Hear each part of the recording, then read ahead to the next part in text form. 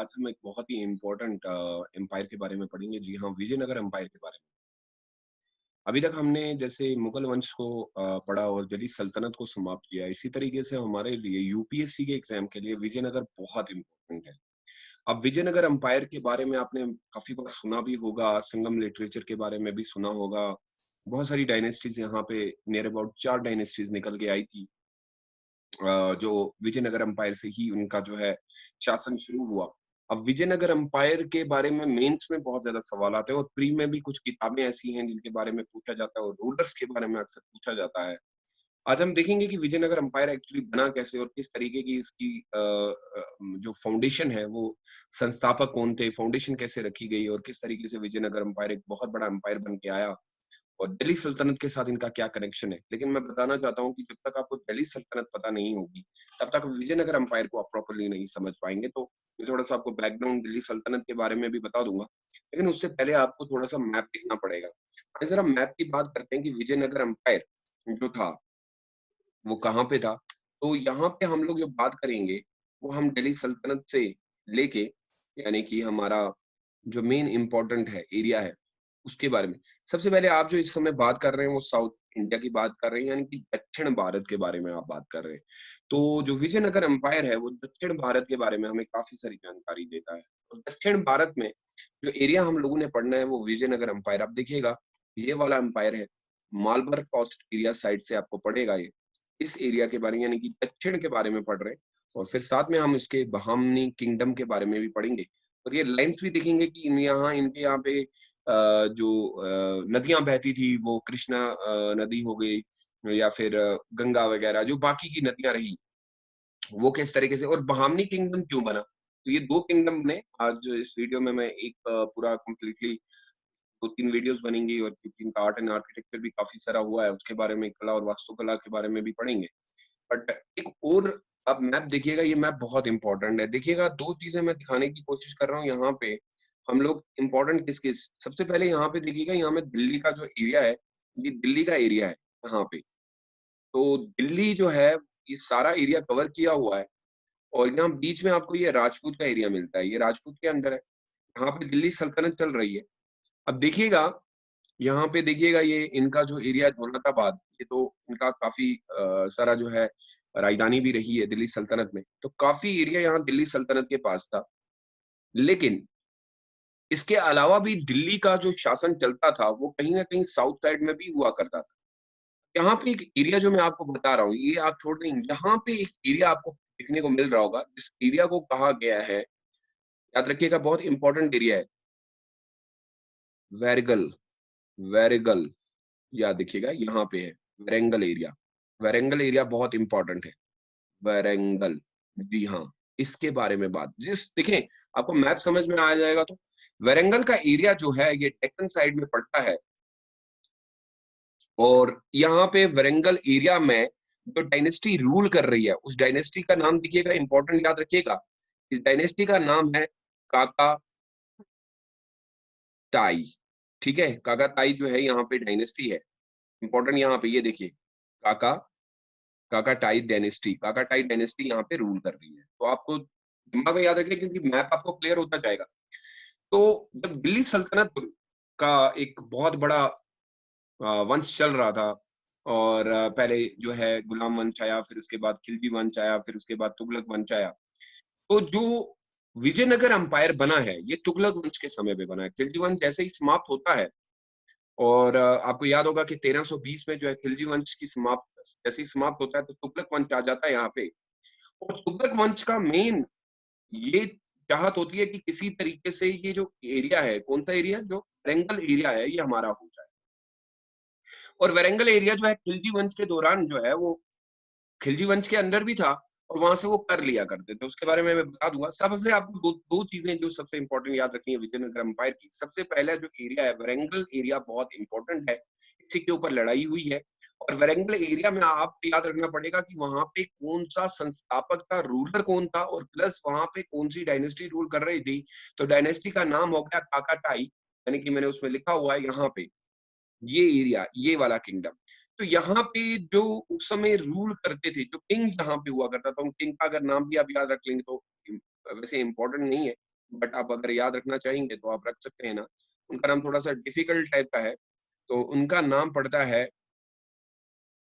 प्रात प्रातप रुद्रा रुद्व प्रातव रुद्र जो है वो नाम पड़ता है किंग का। आई होप कि उन्होंने बहुत काफ़ी देर तक जो है लड़ाई भी लड़ी और हार भी गए वो। और प्रातरुद्ध देव जो है इनको प्रातरुद्ध रुद्वा ऐसा नाम इनका है, जो एरिया इनके अंडर था। अब इम्पोर्टेंट आप यहाँ याद रखेंगे कि वारेगल एरिया जो था वो किस डायनेस्टी के अंडर था, तो आप काकाटाई डायनेस्टी के अंडर बताएँगे। तो ऐसा क्या हुआ? क्यों इस चीज़ के लिए लड़ाई कर रहे थे? तो सबसे पहले हम थोड़ा-सा दिल्ली सल्तनत की ओर चले जाते हैं। अब पहले सबसे पहले आपको दिल्ली सल्तनत समझनी पड़ेगी, तब जाके आप देखिएगा यहाँ पे जो विजयनगर एम्पायर की संस्थापना जो रखी गई, विजयनगर जो बना भी है, विजयनगर बनाने के पीछे किन लोगों का हाथ है? विजयनगर को एम्पायर को बनाने के पीछे हरिहर का बहुत बड़ा हाथ है, हरिहर का बहुत बड़ा हाथ है। जी हाँ, ये इसके संस्थापक हैं। और दूसरे इनके ब्रदर थे जिनका नाम था बुक्का। ये बहुत इंपॉर्टेंट है, यूपीएससी हिंदू के बारे में पूछता है। उसके बाद जो है हरिहर जो है वो सेकंड भी आए और उसके बाद कृष्ण देव राय, उन्होंने भी ये इंपॉर्टेंट रूलर है इनके बारे में। मैं आपको थोड़ा-सा दिल्ली सल्तनत की ओर लेके चलता हूँ, क्योंकि अगर आप दिल्ली सल्तनत को समझ पाएँगे तो तभी आपको जो है समझ में आएगा ये बेंगलुरु का एरिया क्यों इंपॉर्टेंट था। दिल्ली सल्तनत में हम लोगों ने सल्तनत जो हुई थी, दिल्ली सल्तनत जो बनी थी, इसमें हमारे पास जो वंश आए थे, सबसे पहले हमारे पास आया था स्लेव वंश, यानी कि स्लेव डायनेस्टी, गुलाम वंश जिसे कहा जाता है, ठीक है? इन्होंने रूल किया, फिर इनके बाद जो है दूसरे नंबर पे जो आए, वो आया खिलजी वंश। अब याद करिएगा, खिलजी वंश जो था, इनका जो लास्ट जो समाप्त हुए ये 1300 अ, के करीब जो है 1320 में इनकी जो है समाप्ति हो जाती है या अंतिम पड़ाव में होते हैं। और उसके बाद जो है तीसरे नंबर पे जो बहुत ही इम्पोर्टेंट रूलर बन के आए, यहाँ पे थे तुगलक वंश। तो मैं लाल में रख रहा हूँ क्योंकि तुगलक वंश का ही जो है सारा कुछ किया धरा है। इसी के कारण जो है यहाँ पे जो है विजयनगर एम्पायर बना था। तो तुगलक को हमने बहुत अच्छे से पढ़ना है, देखना है कि किस। और तुगलक वंश के बाद यहाँ पे जो है सैयद डायनेस्टी आई थी।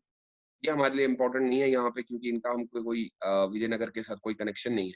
और 5वें नंबर पे जो है लोधी डायनेस्टी, इनका भी कोई यहाँ पे इसके साथ कनेक्शन नहीं बनता है।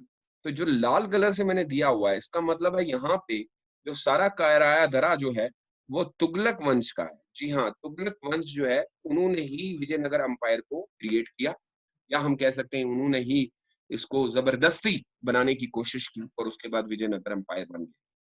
तुगलक वंश का समय देखिएगा कि तुगलक वंश जो है वो 1320 में आ जाते हैं, ठीक है? 1320 में आपके तुगलक वंश जो है, खिलजी वंश समाप्त होता है और 1320 में तुगलक वंश जो है अपनी यहाँ पे शुरुआत करता है। और जैसे ही तुगलक वंश, क्योंकि ये साउथ इंडिया की मैंने दक्षिण की बात कर रहा हूँ, तो तुगलक वंश का ये कहना होता है कि यार भाई साउथ साइड जो है ना, दक्षिण साइड जो भारत का है, उसके ऊपर भी रूल करना है। और हम जानते हैं कि तुगलक वंश ने काफ़ी समय तक रूल भी किया है, इनके बड़े-बड़े जो है संस्थापक जो हैं, काफ़ी समय तक रूल किए। पूरी कहानी तुगलक वंश से शुरू होगी और तब जाके हमें व्रैंगलर का एरिया जो है वो समझ में आएगा, फिर हम पढ़ेंगे कि विजयनगर एम्पायर कैसे बना। तो यहाँ पे याद रखिएगा कि विजयनगर एम्पायर को बनाने में किस सल्तनत का सबसे बड़ा हाथ था, तो तुगलक वंश के बारे में आप याद रखिएगा। अब आगे चलता हूँ मैं, तो तुगलक वंश में 1320 में जब तुगलक वंश आता है, 1320 से लेके 1325 तक 325 5 साल की ही मैं कार्यकाल की बात कर रहा हूँ। यहाँ सबसे पहला जो रूलर आता है, उसका नाम होता है गयाजुद्दीन गयाजुद्दीन तुगलक। हाँ, इसके बारे में हमने पढ़ा भी है, गयाजुद्दीन तुगलक। देखिए इसी की कहानी है, इसी का सब कुछ दरा-दरा है। और गयाजुद्दीन तुगलक जो थे, 1320 में जब ये आते हैं, तो खिलजी वंश को इन्होंने समाप्त किया था। फिर ये खुद आए और 5 साल के कार्यकाल में इन्होंने काफ़ी सारी चीज़ें की। ये तुगलक वंश के जो है संस्थापक भी रहे। बहुत अच्छे से समझिएगा तब जाके आपको विजयनगर एम्पायर समझ में आए।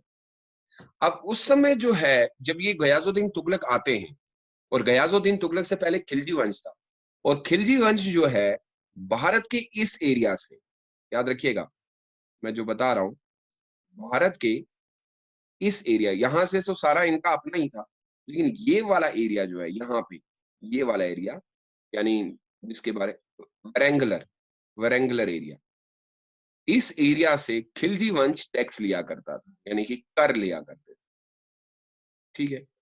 तो जब गयाजुद्दीन तुगलक जब खिलजी वंश समाप्त हो गया, तो ये रेंगुलर के एरिया के जो रूलर थे, जिनका मैंने अभी बताया भी था, उन्होंने ये कहा कि आज से हम दिल्ली सल्तनत को, यानी या दिल्ली के जो बड़े-बड़े वंश है, उनको हम अब से कर नहीं देंगे। इसका मतलब है ये जो लड़ाई हुई है कर के ऊपर हुई है, यानी कि टैक्स के ऊपर लड़ाई।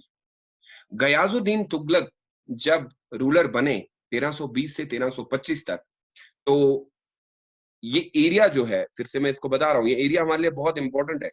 तभी मैं बार-बार कोशिश कर रहा हूँ। ये वाला एरिया जो है, इस एरिया को हिंदी में लिख रहा हूँ तो आप लोगों के लिए थोड़ा-सा ईज़ी हो जाएगा समझना कि इस एरिया को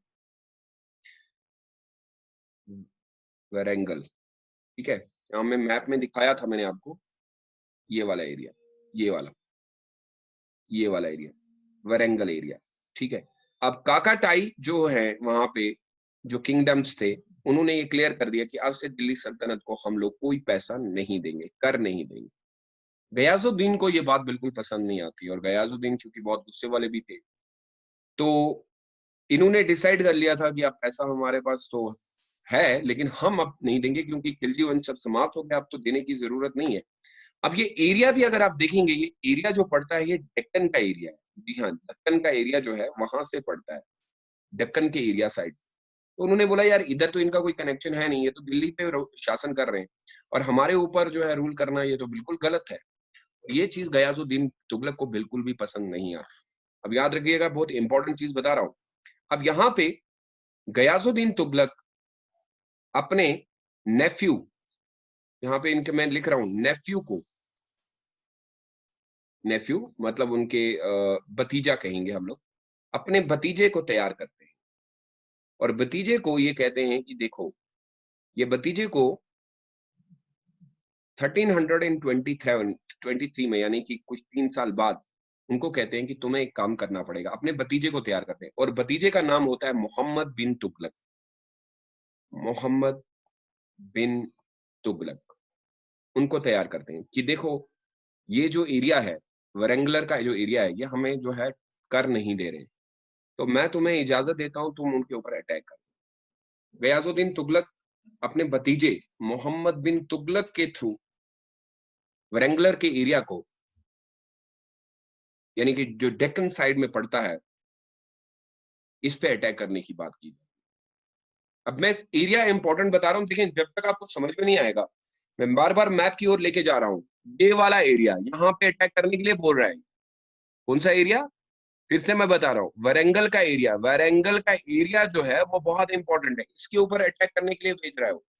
गयाजुद्दीन अपने नेफ्यू को तैयार करता है कि तुम जाओ और वहां पे अटैक कर दो, भतीजे को भेज, और भतीजा जो है 1324 का समय था, इसने यहाँ पे हमला कर दिया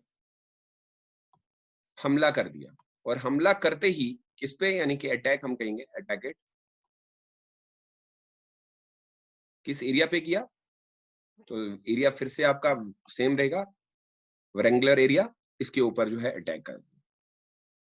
अब अटैक इतना खतरनाक था कि यहाँ पे जो ये एरिया था, ये इसके सामने घुटने टेक दिया और ये लोग हार गए। और यहाँ पे हम जो डायनेस्टी रूल कर रही थी, मैं फिर से बता रहा हूँ, और डायनेस्टी का नाम क्या था? काकाटाई। वो हार गए। काकाटाई डायनेस्टी जो थी, वो हार गई और उन्होंने घुटने टेक दिए और उन्होंने गयाजुद्दीन तुगलक के, मोहम्मद बिन तुगलक के सामने ये क्लियर कर दिया कि आज से हम कर देंगे। यानी कि हालत इतनी खराब। लेकिन ये कर की लड़ाई से ज़्यादा एक और लड़ाई बन गई। यानी कि इसमें टर्निंग पॉइंट आ गया। इसका एक जो टर्निंग पॉइंट ये बना, समझिएगा, टर्निंग पॉइंट। अब यहाँ पे जो राजा उस समय हुआ करते थे, उस राजा के बहुत 2 जो है सेनापति जो बहुत ही उनको कंट्रोल करते थे, 2 थे, याद करिएगा। एक का नाम था हरि हर और दूसरे का नाम था बुक्का, याद रखिएगा। यानी हरिहर और दूसरे का नाम था बुक्का। ये दोनों जो थे उस समय जो राजा थे काकाटाई डायनेस्टी के, वो कंट्रोल जिनके बारे में मैंने बताया था वो इतने इम्पोर्टेंट नहीं होते। राजा के जो है वहाँ पे इस डायनेस्टी को कंट्रोल करते थे, उनके मतलब आर्मी के हेड वगैरह। लेकिन मोहम्मद बिन तुगलक ने एक तो इनको हराया, प्लस इन दोनों भाई, ये दोनों ब्रदर हैं, इन दोनों को दिल्ली लेके आ गया, यानी बंदी बना दिया, दिल्ली लेके आ गया साहब, और इनको इम्प्रिजमेंट कर दिया गया, यानी कि जेल में कर दिया गया। अब देखिएगा कि तुगलक वंश ने किस तरीके से इस पूरे कहानी को जन्म दिया है। कहीं न कहीं मैं वही चीज़ कहने की कोशिश कर रहा हूँ कि गयाजुद्दीन तुगलक ने, जब हम लोग पढ़ते हैं तो हमें ये पूछा जाता है कि जो विजयनगर एम्पायर की संस्थापना की गई, जो बना वो किसने बनाई? तो हमें पता है कि हरिहर ने बनाई, और उनके साथ जो है बुक्का जो है वो भी थे। लेकिन अगर कारण आपसे पूछा जाए कि तत्कालीन कारण क्या है या मुख्य कारण क्या है, मूल्य कारण क्या है, तो आपको ये भी बताना पड़ेगा ना कि गयाजुद्दीन तुगलक की कारण मोहम्मद बिन तुगलक ने जब उस पे अटैक किया, तब जाके कहानी बनी, और इन दोनों को लेके वो जो है वो दिल्ली पहुंच जाता है। अब देखिएगा कहानी की तरह इसको आप याद रखेंगे ताकि आपके एग्जाम में ये बहुत इजी तरीके से याद रहे। और उसके बाद टर्निंग पॉइंट एक और आता है। देखिएगा क्या होता है कि 1300, अब मोहम्मद बिन तुगलक जो है, गयाजुद्दीन तुगलक जो कि संस्थापक हैं इस पूरे के, उनकी जो कार्यकाल रहता है वो 1320 से लेके 1325 में के बाद उनकी मृत्यु हो जाती है, यानी डेथ हो जाती है। अब अगले उनके नेफ्यू जो है वहां पे रूल करेंगे, और नेफ्यू कौन से थे? मोहम्मद बिन तुगलक। अब कहानी सारी इसी के ऊपर चलेगी। बहुत सनकी टाइप का था, बहुत कंट्रोल भी करता था। दूसरे मुख्य रूप से इन्होंने जब अटैक किया था वरेंगलर के ऊपर, तो इन्होंने दोनों भाइयों को अपने साथ लाया। फिर इसने ये डिसाइड कर दिया कि अब हरिहर को, यानी हरिहर और बुक्का को, ये लिखा हुआ है बेटा, ये कंट्रोल करने की बात तो मैं कर रहा हूँ, इन दोनों को उसने कन्वर्ट करवा दिया, कन्वर्टेड इनटू मुस्लिम्स, दोनों को मुसलमान बना दिया। कहा कि देखो तुम लोगों को मैंने तो पकड़ के लाया है, अब तुम्हारी जिंदगी वैसे भी यहीं पे कटनी है, ठीक है? तो बेहतर रहेगा कि तुम लोग एक नया धर्म जो मेरा है उसमें आप आ जाओ। और धर्म जो था उन दोनों भाइयों को उसने मुसलमान बना दिया, और उन्होंने खुशी से ये चीज मान भी ली, क्योंकि उनको भी पता चल गया था कि हम हार चुके हैं। तो वहां पे मुसलमान बना दिया गया उन दोनों को, और मुसलमान बनाने के बाद वो उसी के, गयाजुद्दीन मोहम्मद बिन तुगलक के ही अंडर रहे, काफी समय तक वहां पे रहे। लेकिन अचानक से कुछ समय के बाद यहाँ पे गयाजुद्दीन तुगलक के ऊपर काफी सारे विद्रोह होने लगे, काफी सारे, जिसको हम रिवोल्ट कहते हैं या विद्रोह, काफी सारे विद्रोह दक्षिण भारत में, खुद दिल्ली में उसके खिलाफ बहुत सारे विद्रोह होने लगे। और इस रिवोल्ट को सप्रेस करने के लिए अब इनको किसी बन्नू की जरूरत थी जो इस तरीके से, और वरंगलर के एरिया में भी जो है बहुत सारा विद्रोह होने लगा। काफी समय बीत गया था और लोग कहते थे कि हम कर नहीं देंगे। अब सवाल ये हो रहा था कि आखिर मोहम्मद बिन तुगलक किन दो लोगों को या किनको तैयार करेगा कि अब जो अटैक, क्योंकि अब तो खुद वो गद्दी पे बैठा हुआ है, पहले तो खुद अटैक करके आया था। अब उसको किसी दो बंदों की जरूरत थी जो जाके वहां उस एरिया पे अटैक करें और वहां के लोग जो विद्रोह कर रहे हैं उनको सप्रेस किया जाए। तो ये काम मोहम्मद बिन तुगलक दो भाइयों को देता है, यानी यहाँ पे तैयार किया जाता है हरिहर को, जो अब मुसलमान बन चुके हैं, और दूसरे बुक्का को कहा जाता है कि तुम दोनों को कहाँ पे जाना पड़ेगा? रेंगलर के एरिया में, रेंगलर के एरिया में जाके वहां पे वहां पे जाके अटैक करना पड़ेगा, क्योंकि लोग वहां मेरे खिलाफ जो है वो बातें कर रहे हैं और मेरे खिलाफ विद्रोह कर रहे हैं। और ये वहां पे जाते हैं और ये कहते हैं okay sir, no problem at all. अब भेजा जाता है, ये याद रखिएगा, इनको जो भेजा जाता है ये 1333 में भेजा जाता है, और ये जाते ही वहां पे इस पूरे विद्रोह को दबा देते हैं। पूरा विद्रोह इन्होंने दबा दिया, पूरा विद्रोह, और कंट्रोल कर लिया। अब क्योंकि ये पूरी तरह मुसलमान बन चुके थे और ये जानते थे कि हमें सरकार ने भेजा है।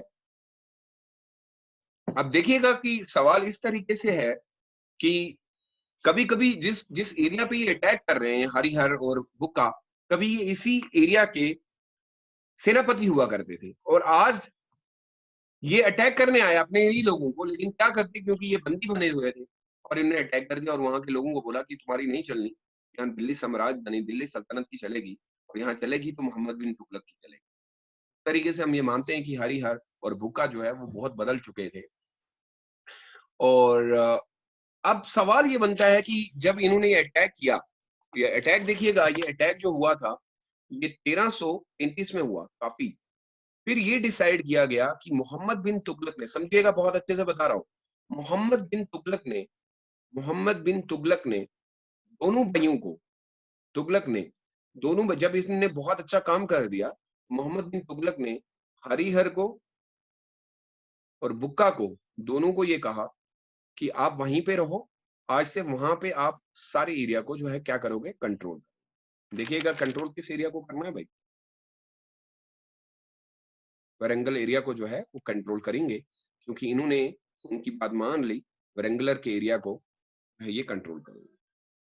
ये कहते हैं कोई बात नहीं सरकार, हम तो यहीं पे हैं, आपको कोई फिक्र करने की जरूरत नहीं है। अब सवाल ये था कि क्या ये जो एरिया है अब ये मुसलमान बनने जा रहा था, क्योंकि वे दोनों भाई मुसलमान बन चुके थे। लेकिन यहाँ पे एक और टर्निंग पॉइंट बनेगा, याद रखिएगा, ऐसे ही लिखिएगा। 1336 यानी कि 3 साल बाद, बहुत इंपॉर्टेंट पॉइंट, 3 साल के बाद हरि हर, देखिएगा आज आपको एक चीज बहुत इंपॉर्टेंट समझ में आएगी, और बुक्का अपने गुरु से मिलते हैं, यानी इनकी मुलाकात अपने गुरु से होती है। बहुत अच्छी कहानी है ये, तो यहाँ पे समझने की भी जरूरत है कि अपने जो है, जो इनके टीचर रहे हैं, गुरु कह सकते हैं, और गुरु शिष्य की परंपरा भारत में बहुत सारी पुरानी भी है। और ये अपने जो गुरु से मिलते हैं, उनका नाम जो होता है, उनका नाम होता है विजय सागर। याद रखिएगा, देखिए देखिए कितनी इंपॉर्टेंट है। तो ये अपने गुरु से मिलते हैं, यानी विजय सागर उनका नाम होता है, विजय सागर। और वो टीचर होते हैं, इनके टीचर रहे होते हैं, यानी गुरु रहे होते हैं। तो ये इनसे कहते हैं, विजय सागर कहते हैं, टीचर कहते हैं कि देखो तुम अपने लोगों के ऊपर अटैक कर रहे हो, तुम तो हम लोगों को बचाने के लिए काम करते थे, तुमने जो है इस वंश को बचाया, और आज तुम ही जो है मोहम्मद बिन तुगलक के कहने पे हमारे ऊपर अटैक कर रहे हो, तुम बंदी बन चुके हो, तुम्हें मुसलमान बना दिया गया है।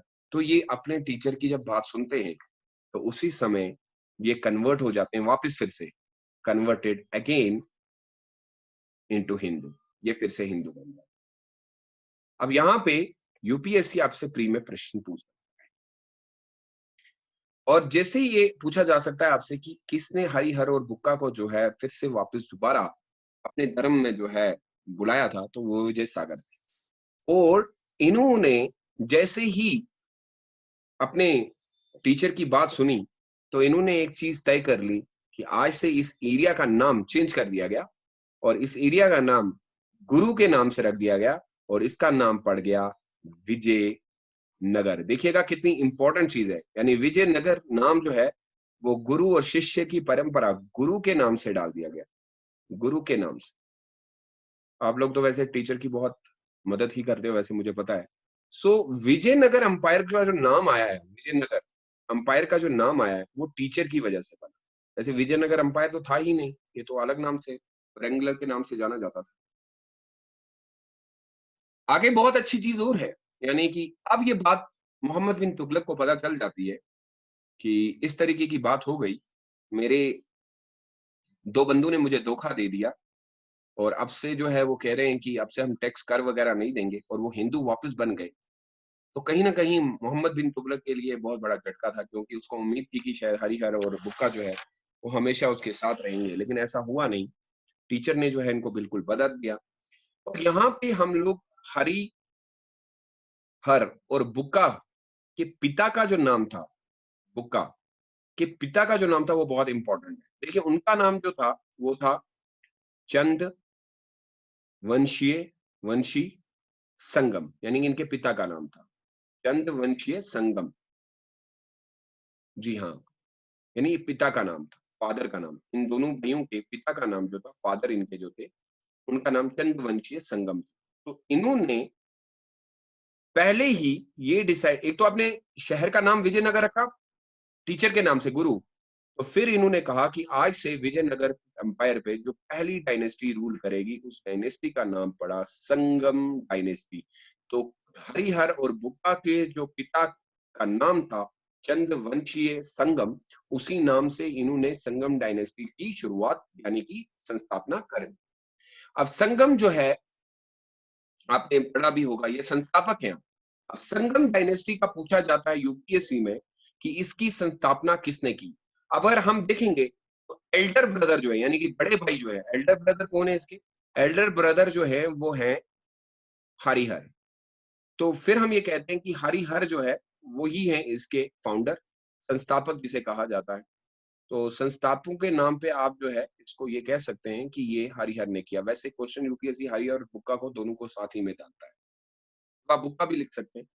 तो समय के साथ जो है ये कहा जाता है एल्डर ब्रदर, और संगम डायनेस्टी की शुरुआत हो गई। और बुक्का जो है, अब ये हरिहर और बुक्का जो है इस संगम डायनेस्टी के जो है वो क्या बन गए? सेनापति बना दिए गए, आर्मी के हेड बन गए। और इस तरीके से विजयनगर एम्पायर की शुरुआत। खाली विजयनगर एम्पायर की शुरुआत नहीं हुई, संगम वंश की भी शुरुआत हो गई। अब आप पढ़ेंगे वंश। देखिएगा कहानी कहां से शुरू हुई थी और कहां आके बन पड़ी है। संगम डायनेस्टी बन गई अचानक से, और पिता के नाम से रख दिया गया, और गुरु के नाम से जो है शहर बन गए।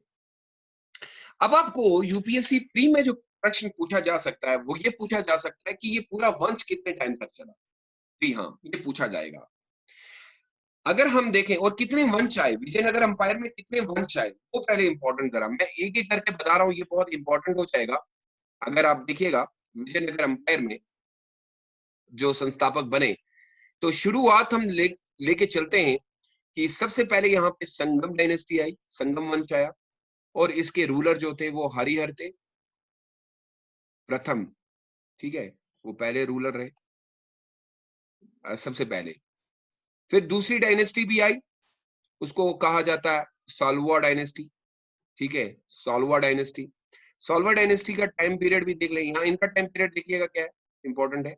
1336 से लेके जब इनके टीचर इनसे मिलते हैं उसी दिन से इन्होंने बदल दिया था। काफी टाइम तक रूल करते हैं, 1485 तक रूल करते हैं।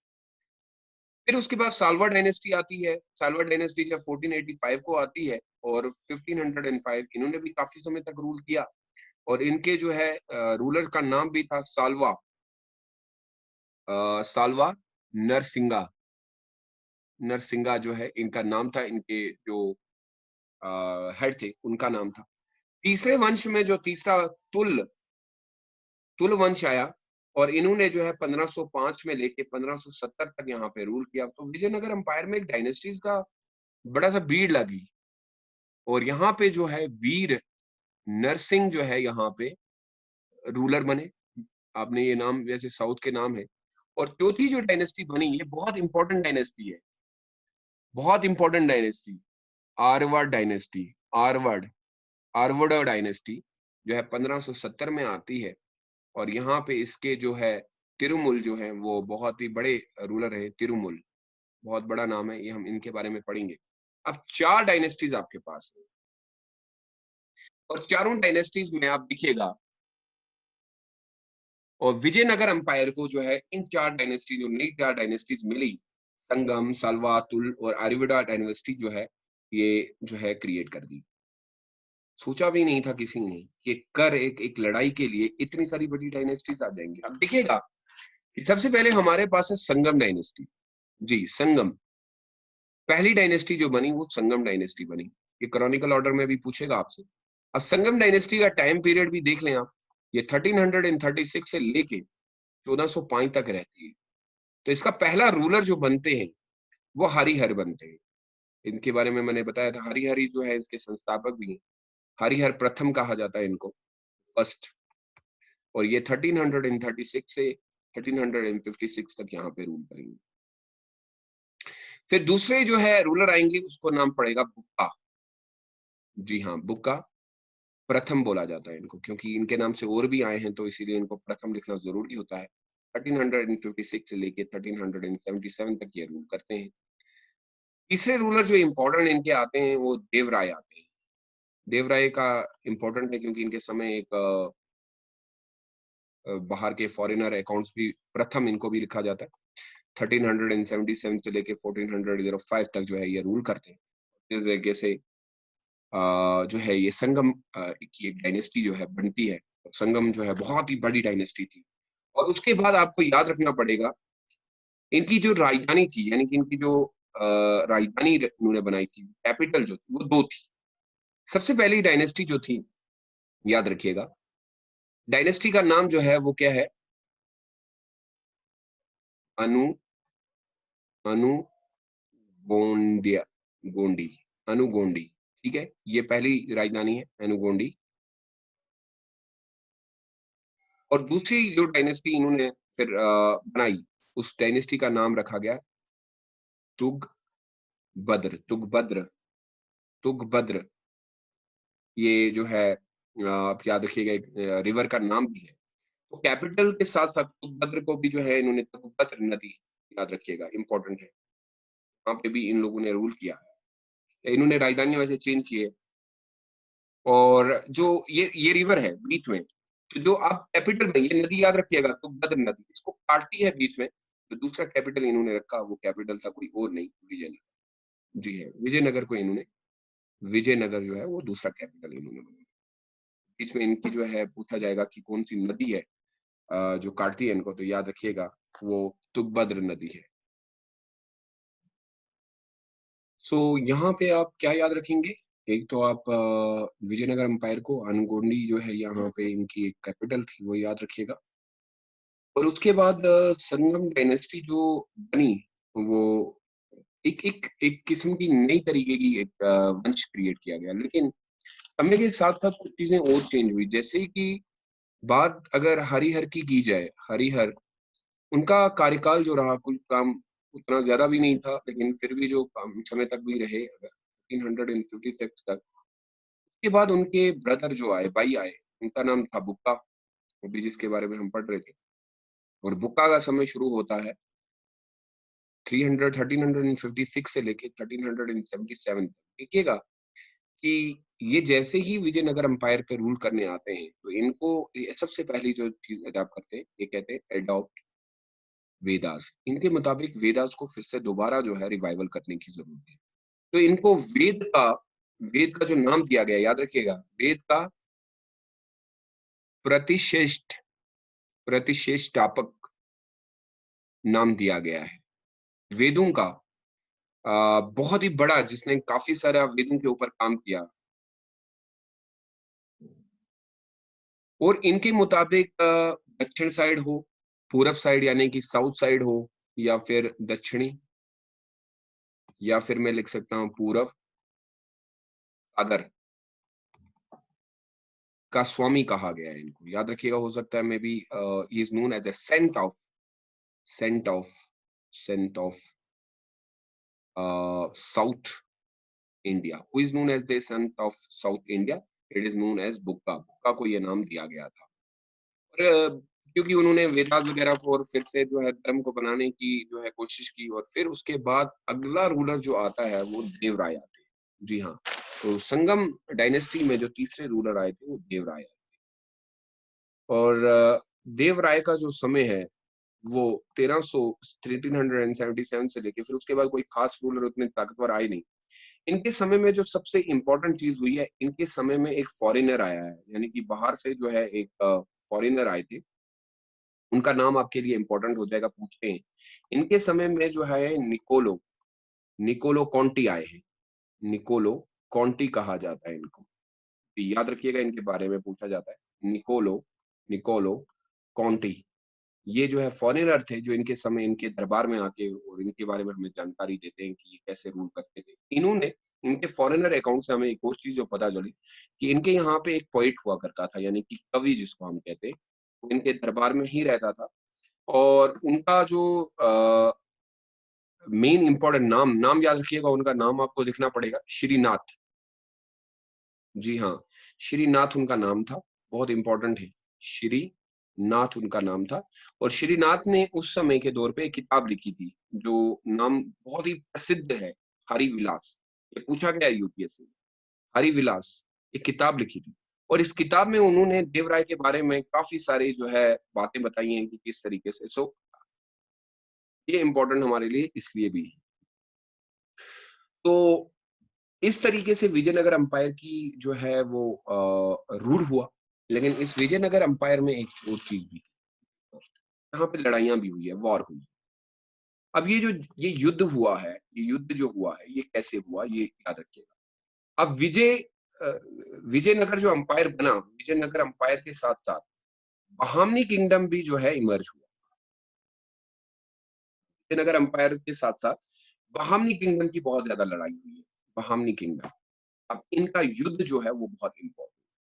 अब आप देखिएगा कि विजयनगर एम्पायर में हम लोगों को अ, यानी कि दक्षिण भारत में, ये दोनों चीज़ें दक्षिण भारत में आती हैं और ये जो लड़ाई लड़ी थी उसका नाम था बहमन बहमन बहमन शाह, याद रखिएगा। यहाँ से जो लड़ाई कर रहे थे उनका नाम जो था वो बहमन शाह नाम था, बहमन शाह। और बाद में उसने जब जीत हासिल की और उसने फिर विजयनगर एम्पायर को मतलब खत्म भी किया और फिर उसने यहीं पे अपना एक साम्राज्य बनाया जिसको बहामनी साम्राज्य कहा। और ये जो बहामन शाह जो थे ये मोहम्मद बिन तुगलक के समय जो है अगर पीछे चले जाएँ हम लोग तो उन्होंने इसको साउथ में भेजा था, बोला मेरे खिलाफ जो है बहुत विद्रोह हो रहे हैं, तुगलक वंश एरिया के थे। उसने बोला था कि तुम जाओ और वहाँ पे खत्म कर दो सबको और क्योंकि वो मेरे खिलाफ जो हो गए। तो इस चीज़ में साउथ इंडिया में उनको भेजा जाता है और इनका जो नाम होता है, हुसैन गंगू इनका असल में जो नाम था बहमन शाह का, असली में जो नाम था हुसैन गंगू नाम था इसका, हुसैन गंगू। इनका नाम हुसैन गंगू था। तो हुसैन गंगू ने अपने नाम को ही बदल दिया और बहमन शाह। तो हुसैन गंगू को भी कौन भेजा है? मोहम्मद बिन तुगलक। मोहम्मद बिन तुगलक और कहता है कि देखो 2 भाइयों ने मुझे धोखा दे दिया। जाओ तुम उनके साथ लड़ो और वो जगह वापस और कर वगैरह नहीं देते दक्षिण भारत में जाके तुम कंप्लीट करो। और उम्मीद करता है कि शायद ये वहाँ जाके और ये जीत भी हासिल करता है लेकिन बाद में ये अपने आप को ही तो मोहम्मद बिन तुगलक को हमेशा हार का सामना करना पड़ा क्योंकि जिसको भी वो भेजता था वो बाद में उनको जो है अपने हाथ से जो है कंट्रोल उसको छूट गया। फिर उनके हाथ में वो कंट्रोल रहा नहीं। और इस तरीके से बहामनी किंगडम के बीच में और जो है विजयनगर एम्पायर के बीच में हमेशा लड़ाइयाँ लड़ते रहे और कल हम इसके युद्ध के बारे में पढ़ेंगे। आई होप कि आपको बहुत एन्जॉय आपने अच्छे से पढ़ा होगा, आज मज़ा भी आया होगा। कल मिलता हूँ आर्ट एंड आर्किटेक्चर में विजयनगर एम्पायर, तब तक अपना बहुत ज़्यादा ख्याल रखिएगा। Thank you.